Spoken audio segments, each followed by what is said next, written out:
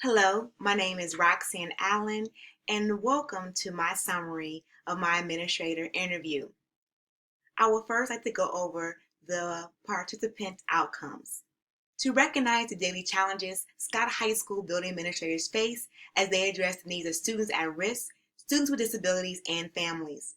Summarize solutions that have been implemented to address building challenges. Identify the role that morality and ethics play in the day-to-day governance of a school. Evaluate the proposed professional development plan that will expose educators to strategies and classroom practices designed to meet the needs of students with disabilities and at risk. A little bit about Toledo Public Schools. Toledo Public Schools is part of the Ohio 8, which is a coalition of the 8 largest urban school districts in Ohio. Our tagline is TPS Proud. You can see pictured there our superintendent and CEO, Dr. Romulus Durant, who is definitely TPS proud, as he is known throughout the region and the nation for his monogrammed attire. Toledo Public Schools serves approximately 22,000 students and their families. 75% of our student population is eligible for free or reduced lunch. A little bit about the high school that I teach at. Jessup Wakeman Scott High School was renovated new and completed in the winter 2012 and is located in the historic Old West End of Toledo, Ohio. Our average daily enrollment is 646 students. Students with disabilities make up 29% of our student population, and 92.4% of our student population is African American. The first part of my interview focused on challenges and solutions, and I interviewed two of our building principals. Our first principal is Dr. Carnell L. Smith. He is a native of Toledo, Ohio, and alumnus of Scott High School. You can see listed there his educational background. He previously taught elementary school, high school health, and special education, and he just completed his first year as our building principal. The next administrator is Ms. Christina Fletcher. You can see her educational background listed there. She is a previous high school English teacher and lead teacher, and she just completed her first year as the assistant principal of people personnel. And that's the assistant principal primarily who deals with disciplinary issues within the building. The first challenge he talked about was administering and refilling medication that students may need to assist with behavior modification. They talked about how sometimes parents have a challenge with getting a prescription refilled and then getting it to the building so that the nurse can administer the prescription at its prescribed times. They also talked about that parents may not fulfill their responsibility in administering the medication when a child is in their care. And so when there is a lack of a prescription being refilled or a prescription not being administered properly, that definitely has an impact on a child's behavior within the classroom and outside the classroom. It's a challenge that they face, and they both communicated how they try to work with the parent in terms of determining what they could do as a school to support that parent in getting prescription refilled and also making sure that that child receives their prescription at prescribed times. Students with disabilities, they receive related services, but our administrators talked about providing wraparound services for at-risk students, such as counseling and also finding funding to have an on-site social worker. We provide counseling through a local agency, but accessibility is an issue because once a student goes through the referral process, their parents have to come up to the school to sign consent paperwork.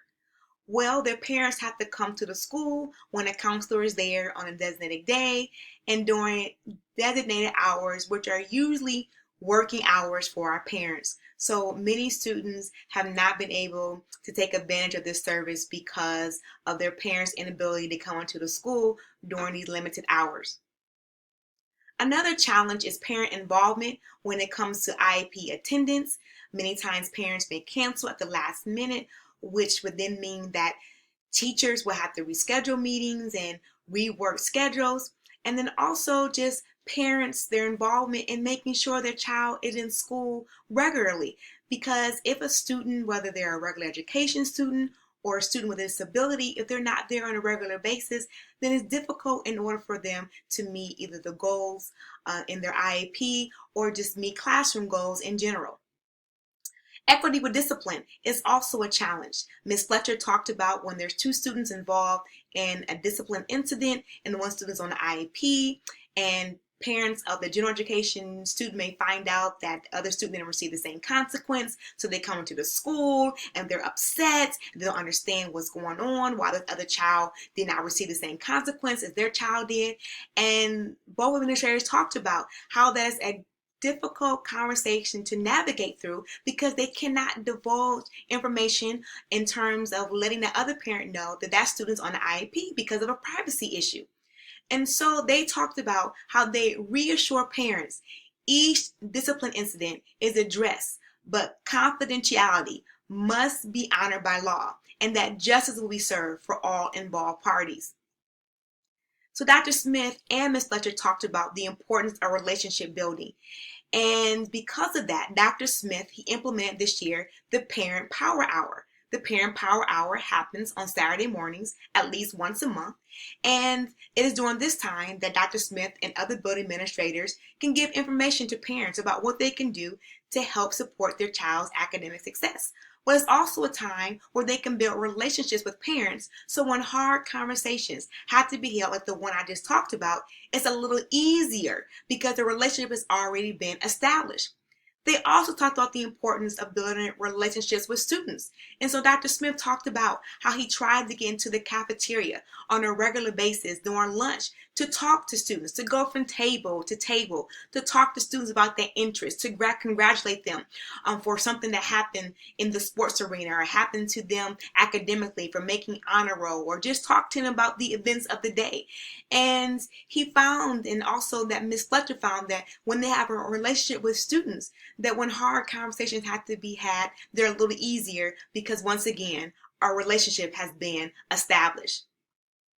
Another challenge is with general education teachers, just understanding the whole IEP process, the whole process of referring a student for services and implementing all the components of a student's IEP. I can speak from the position of a regular education teacher that when I see an IEP and there's so many accommodations checked off, it just becomes really overwhelming as a teacher in terms of planning how I will make sure that each accommodation is provided for that student.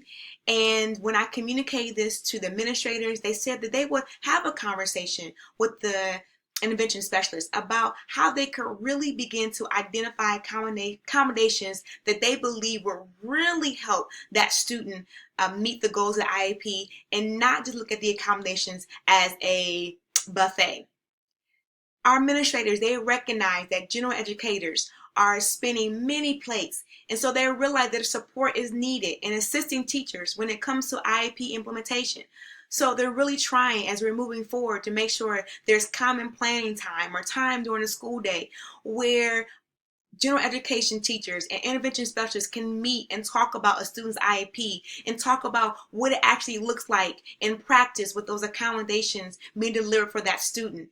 Making sure at staff meetings that they go over frequently, ask questions about IEPs and 504s, and making sure that the whole entire staff is kept up to speed when it comes to the IEP language, when it comes to 504s, when it comes to just the whole special education process, that all educators or all professionals in the building have a good background and good understanding about the whole entire process.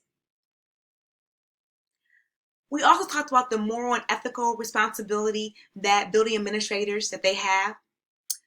Dr. Smith talked about that he believes that is his moral and ethical responsibility to make decisions based on facts and the circumstances surrounding the facts, and not from a position of emotion. He believes that the instructional leader, it is his responsibility to ensure that every student who has a 504 plan or an IEP, that they receive a free and appropriate public education. Ms. Fletcher says that she's reminded that each child is someone's baby, and that dealing with discipline, that she tried to separate the child's discipline issue from the actual from the actual child, and that she stresses the importance of modeling appropriate behavior, that modeling has to happen by all the adults in the building.